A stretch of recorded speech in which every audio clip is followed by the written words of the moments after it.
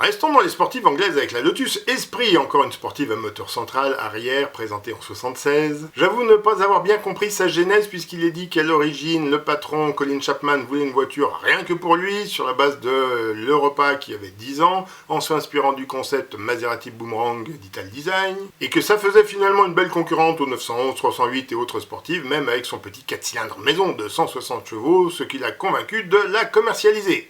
Dans tous les cas, vous l'aurez compris, il s'agit d'une GT, donc moins sportive légère que d'habitude, mais pas encore un gros SUV électrique chinois pour autant. Un an plus tard, on découvrait que Q l'avait transformé en sous-marin, un modèle qui ne sera jamais commercialisé, vous vous en doutez. Si elle a commencé avec un 4 cylindres maison, elle pourra y associer un turbo dès 1980, puis l'injection, et enfin le remplacer par un V8 maison dès 1996, le 4 cylindres continuant sa carrière quelques années sous l'appellation GT3.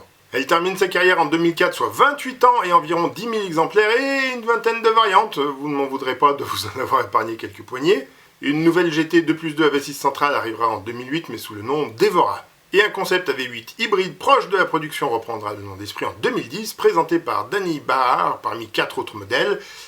Peut-être est-ce l'Emira qui a repris le flambeau avec ses 4 et 6 cylindres. Tu aimes les voitures britanniques? Alors like, enregistre et abonne-toi.